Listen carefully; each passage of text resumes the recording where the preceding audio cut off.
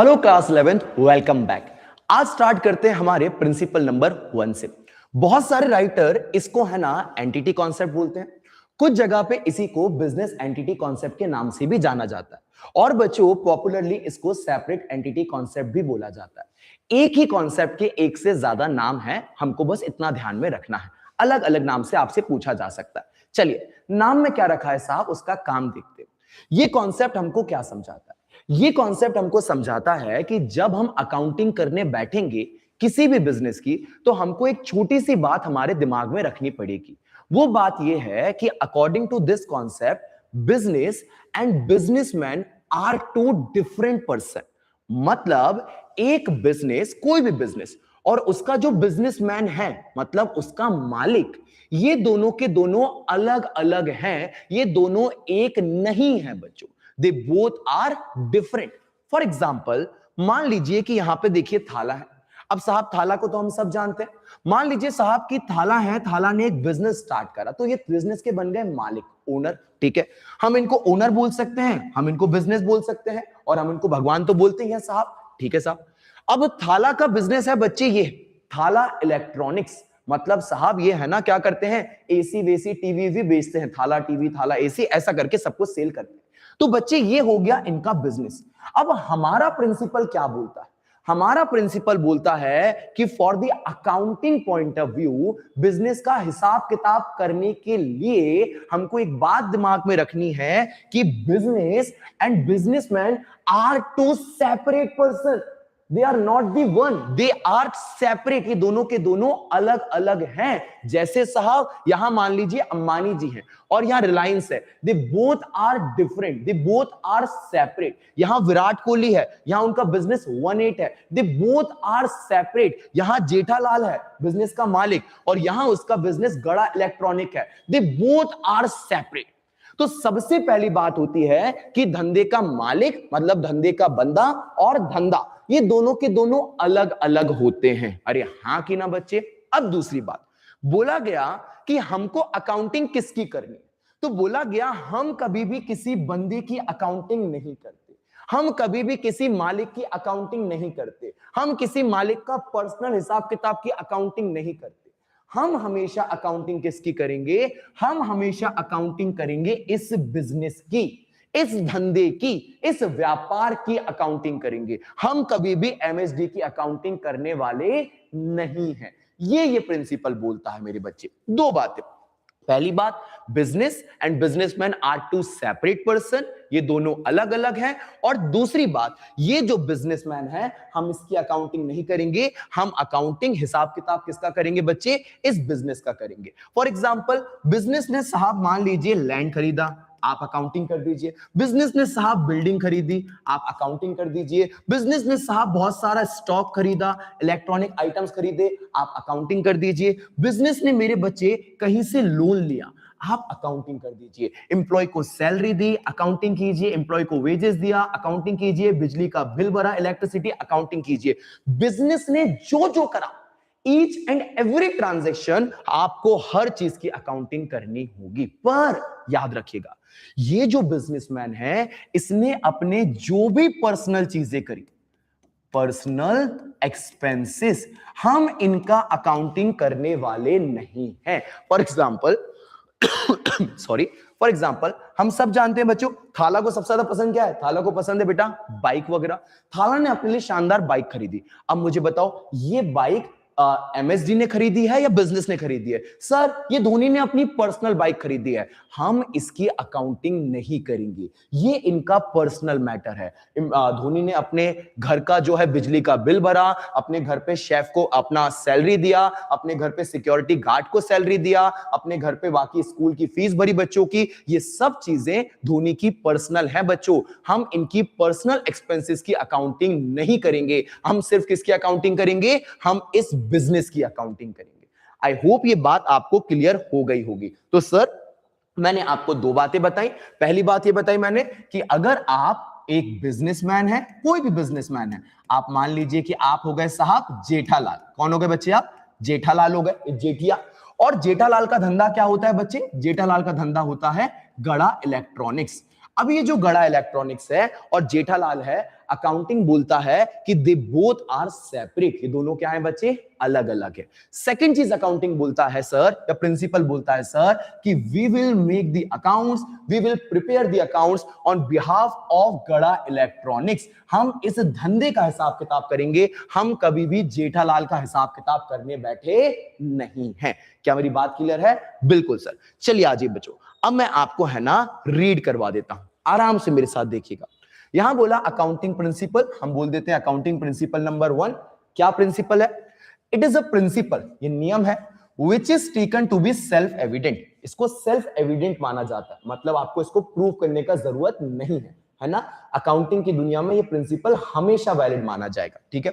That is something which does not require to be proved, which has already been proved to be true। मतलब हमको कहीं साबित नहीं करना कि ये प्रिंसिपल फॉलो हो रहा है कि नहीं हो रहा, ये हमेशा ही फॉलो माना जाता है, इसको प्रूव करने की जरूरत नहीं है। चलिए ठीक है, इग्नोर कीजिए, आ जाइए यहां से।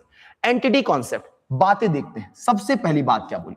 सबसे बोला according to this principle business is considered to be separate and distinct from its owner. ओहो, पहली बात क्या बोली? पहली बात ये बोली कि सर मालिक और बिजनेस दोनों के दोनों क्या है बच्चे, अलग अलग है। मतलब business should be considered separate from the owner, ठीक है सर। फिर दूसरी बात क्या बोली इसी के अंदर? बिजनेस ट्रांजैक्शन, मतलब इस धंधे के ट्रांजैक्शन, मतलब थाला इलेक्ट्रॉनिक्स के ट्रांजैक्शन, मतलब गड़ा इलेक्ट्रॉनिक्स के ट्रांजैक्शन। तो इस बिजनेस के transaction therefore are the recorded in the books of account. हम सिर्फ इस बिजनेस के ट्रांजैक्शन को ही बुक्स में रिकॉर्ड करेंगे बच्चों, इस बिजनेस के ट्रांजैक्शन की ही हम अकाउंटिंग करेंगे। आप पूरी क्लास 11th में इसी की हिसाब किताब सीखोगे, ठीक है। From the business point of view, business के हिसाब से, and not from that of the owner. हम इस मालिक का हिसाब किताब बनाने वाले नहीं हैं। अरे हाँ कि ना, इनके पर्सनल एक्सपेंसेस को हम रिकॉर्ड करने वाले नहीं है। पहली बात होगी। सेकेंड बात, वेरी इंपॉर्टेंट फॉर एमसीक्यू, बोला गया The owner is treated as creditor। बच्चों ये बहुत है ना चला हुआ स्टेटमेंट है। क्या स्टेटमेंट है सर? बोला गया कि जैसे कि ये थाला है, ठीक है, और ये थाला का बिजनेस था विच इज नोन एज थाला इलेक्ट्रॉनिक्स, ठीक है। थाला इलेक्ट्रॉनिक्स को बनाने के लिए, स्टार्ट करने के लिए सबसे पहले किसने पैसा लगाया होगा? सर थाला उसके मालिक है तो डेफिनेटली थाला ने ही पैसा लगाया होगा। हाँ सर, जब थाला ने पैसा लगाया बच्चे, तो इसको हम लोगों ने प्यार से बोला इंटरनल लायबिलिटी, मतलब अपने मालिक का लगाया हुआ पैसा, मतलब मालिक का लगाया हुआ टेंशन, मालिक का लगाया हुआ पैसा, कर्जा। अरे हाँ कि ना।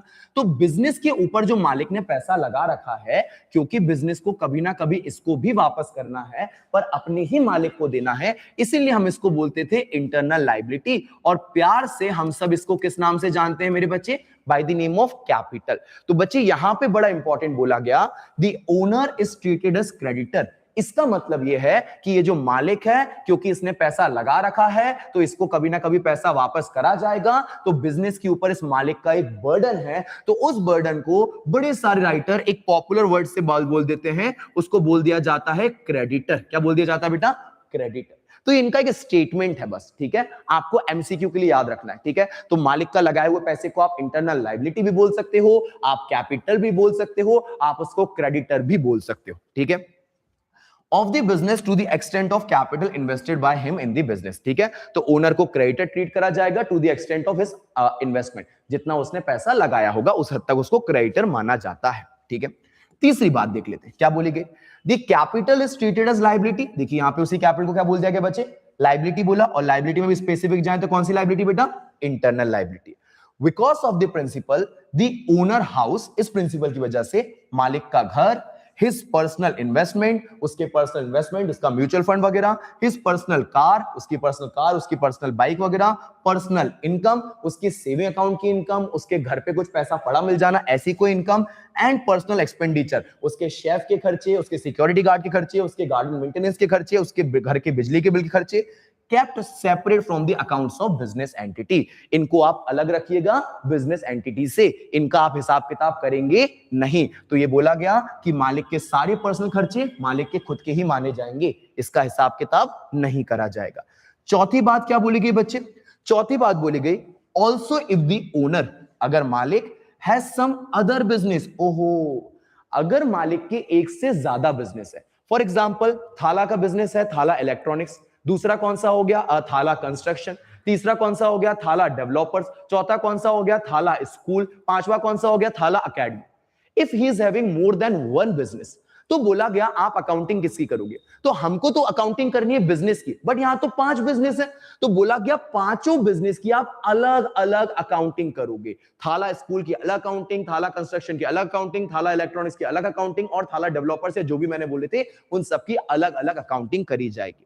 तो if the owner has some other business entity doing another business, कुछ और business entity है जो दूसरे business करती है, the records of that business should also be kept separate, उनको भी आपको separate treat करना पड़ेगा। अब फिर last बोलता है the principle apply, ये प्रिंसिपल अप्लाई होता है to every form of enterprise. हर तरीके से, जिस भी तरीके से आप धंधा करते हो, हर तरीके से प्रिंसिपल अप्लाई आप पे हो जाता है। फॉर एग्जांपल, आप अकेले धंधा कर रहे हो, जिसको हम बोलते हैं बच्चे सोल प्रोप्राइटरशिप, ये प्रिंसिपल लगेगा। आप कुछ लोगों के साथ मिलकर धंधा करते हो, जिसको हम बोलते हैं पार्टनरशिप, ये प्रिंसिपल तब भी लगेगा। आप बहुत सारे लोगों के साथ मिलकर धंधा करते हो, जिसको हम बोलते हैं कंपनी, ये प्रिंसिपल तब भी लगेगा। एक और कॉन्सेप्ट अगर आपने सुन के रखा हो, लिमिटेड लायबिलिटी पार्टनरशिप, ये कॉन्सेप्ट तब भी लगेगा। आप कैसे भी धंधा कर लो, अकेले किसी के साथ, हमेशा ये प्रिंसिपल तो हमेशा ही लगेगा। आपको अकाउंटिंग की आखिरी सीढ़ी तक हमेशा ये बात ध्यान में रखनी है कि आप अकाउंटिंग बिजनेस की करोगे, कभी बिजनेसमैन की अकाउंटिंग करनी नहीं है।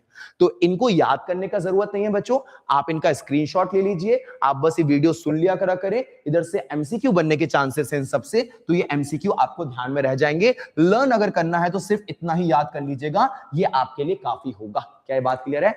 चलिए, थैंक यू सो मच, मिलते हैं नेक्स्ट वीडियो में नेक्स्ट कॉन्सेप्ट के साथ।